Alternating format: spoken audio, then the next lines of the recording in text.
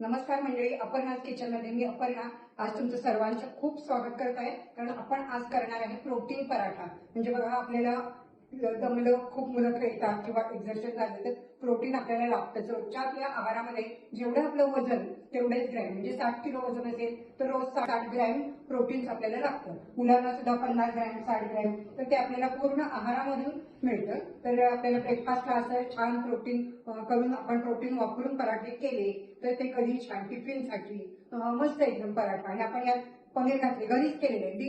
आपण कपभर किंवा भांड्यावर दूध असेल तर त्याचं पनीरही घरी करू शकतो. कोणतेही तुम्ही इथे मोड आलेली कडधान्य वापरू शकता. तर हा पटकीने आणि सोपा पराठा कसा करायचा आहे चला तर पटकीने पाहूया. असे हे पौष्टिक आणि भरपूर प्रोटीनचे पराठे करायचे तर आपल्याला काहीतरी कडधान्य पाहिजेत. मी इथे घेतलेले आहे मूग. हे मूग मी रात्रीच भिजवले होते.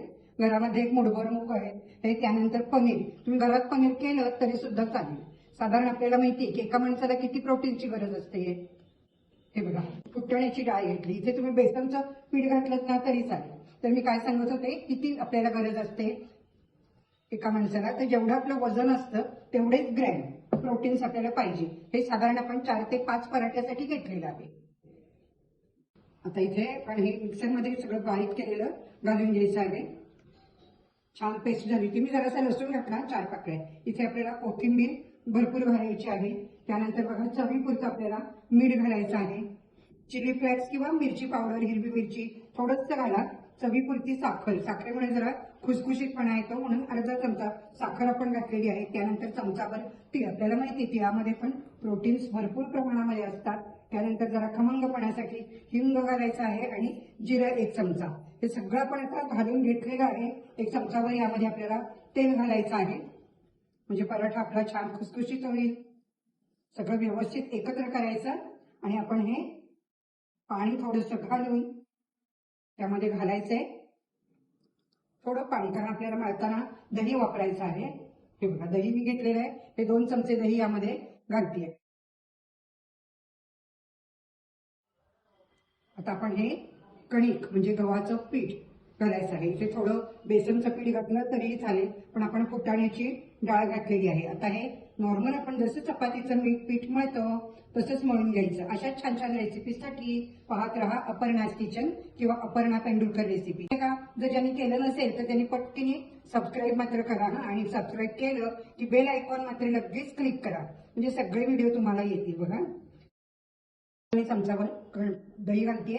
थोडंसं घट्ट वाटतंय मला म्हणून झालेलं आहे आपलं कणिक आपण मळतो तसं. आणि आता हे 10 मिनिट रेस्ट करायचं, झाकून ठेवायचं आणि 10 मिनिटांनी आपण पराठे करायचे.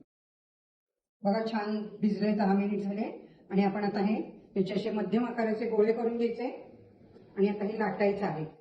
थोडंसं पीठ टाकायचं. कणिक आपण हे गव्हाच्या पिठाचे म्हणजे नॉर्मल कणकेचे केलेले आहेत.